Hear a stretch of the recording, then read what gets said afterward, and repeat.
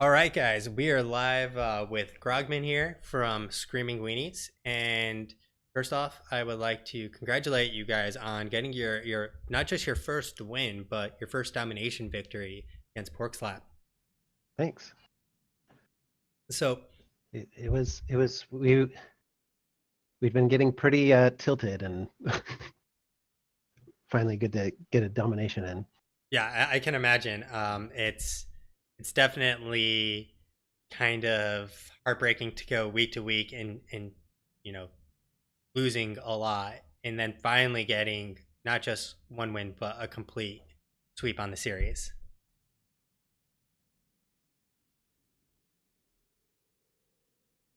Now, uh, Yeah, I know those troubles of losing all the time. so let me ask you about your first game. Uh, why did you guys opt for like a Kerrigan Chromie? Were you looking for the team fight, or was that just a comp you're comfortable playing? Um, well, the Kerrigan's actually new to our uh, kit, I'd say. But that was normally that's a map we always ban, and we just hate that map. So, but it was one that, from our experience, our best bet was to look for the fights.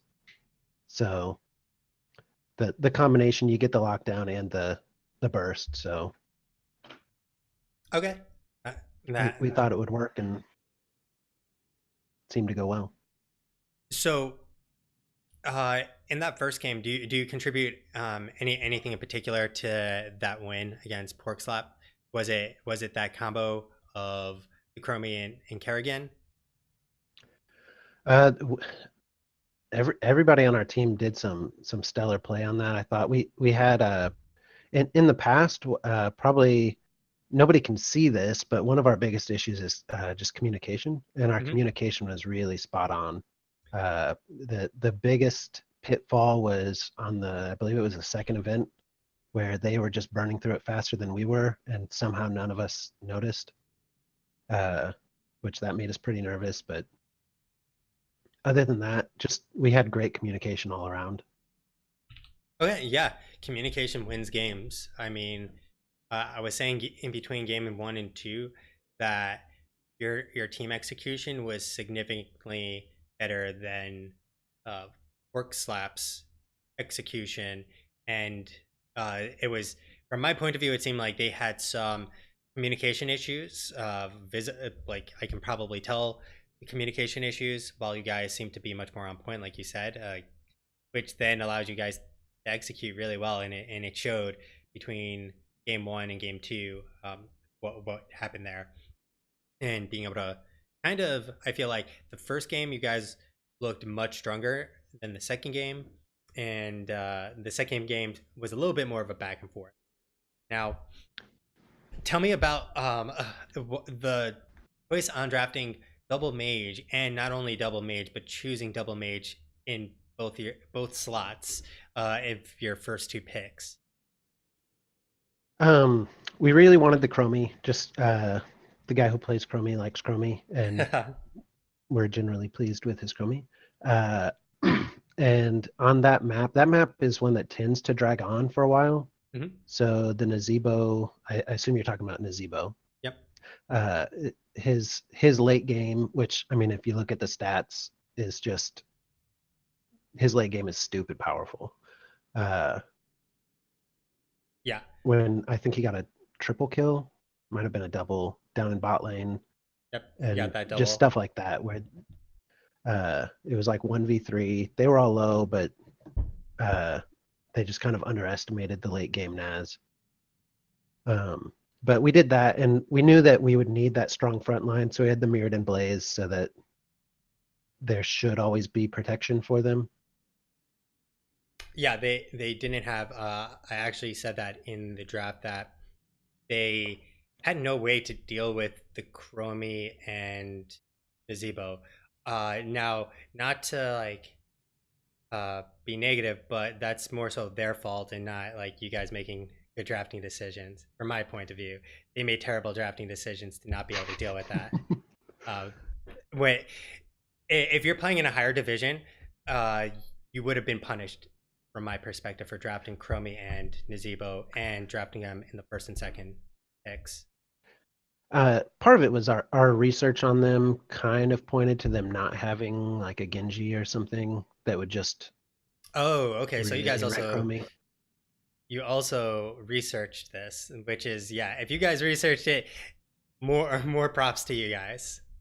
It does, based on the draft, it felt like we had some insight and it really looked like they hadn't researched us. I don't know if they did. Uh, Almost every game we've played, people have blocked my Chromie or my Lily. Not that my Lily's that amazing, but comfort is a factor. Yeah, it Uh, definitely is.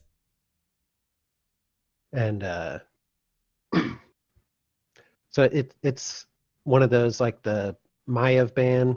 None of us even play Maiev, so Yeah, in that case, it's one of those they don't know what you guys play, and it's just a meta ban. So they've yeah, essentially wasted their bans right. against you.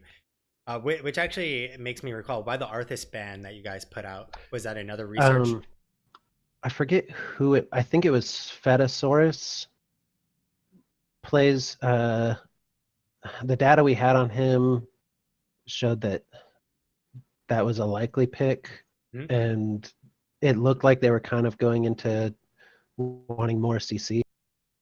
So we kind of thought that CC, his lockdown combined with what they had. I don't remember what exactly the comp was, but uh, it was kind of a combo that we were a little bit scared of. I also have a question from chat, which is Candace is asking why you won't 1v5 against him, uh, and then he wants a 1v1 Pez after that 1v5. well, the 1v1 he wants with Pez is nobody wants to hear about that. But we we were actually discussing some 1v5 with him earlier. So that second game, were you guys worried at all? Like when they got the counter kills and where it was so late, where you guys had skyrocketed to 20 and had a major lead, and all of a sudden like that major lead kind of like fell apart in that they were able to get a bunch of counter kills, stop you guys from actually getting the protector while you had your 20 advantage, and then march on in and get a bunch of kills prior to Tat just obliterating two members of Porkslap. um, right. So when that happened, there was some debate about whether we needed to just push the fight, and the way it played out, I think I really blew it on Lucio there. There were some I was getting some late dropping the beats, Mm-hmm. whatever. Down barrier. Yes, that's what it's called. Uh, and but also their Kel'Thuzad was nailing the stuns because I think he stunned a couple of those while I was doing them. And their late game Kel'Thuzad was really identifying that he could lock down both me and Chromie, Yep. and he was working us over. Yeah. But I we we were feeling really nervous about that. We actually ended up the decision was made to grab that top camp, and I kind of thought if they do send somebody to deal with it, we've got the edge in the fight down bot. If they don't, they're gonna pay, and they paid because that cost them that keep up there, which was in turn what enabled the win scenario. Yeah. And then that beautiful infight. I think you guys generally looked better than Pork Slap. What do you contribute like the fights where Pork Slap won? Because most of the fights were relatively similar talent tiers, and at multiple points, you guys were ahead too. Like at one point, you were 16 versus 14. You took the protector, and obviously, you were looking good for the fights. Do you feel like that there was just miscoordination, miscommunication, or something along those lines that for the fights you were losing? Without having reviewed everything, it in the moment, I felt like they did a pretty good job. I think it was almost always Johanna. It might have been Johanna or Sonia. Would pop back on Pez on his Chromie, and then everybody else would pursue like the meat of the bulky, like skirmishy main part of the team fight, while Chromie, our big damage, is just getting picked on and pestered in the back. They weren't really killing her. Sometimes they killed her, uh, but basically once they kind of split apart the Chromie, the big meat of our damage on those early and mid game team fights was pulled off. Hmm. Is what it seemed like to me. And that was one where uh, we've had a lot of issues with like focusing on tanks and then just not dying forever. But I think that was a situation where we needed to, just so Okay, that Chromie could actually perform. that makes sense. So, uh, final question, since unfortunately the matches went so long, and I have another cast after this. Mhm. Uh, what has your team learned, or you yourself learned, in like the past, I guess like month or two, that's improved you and or your team's play?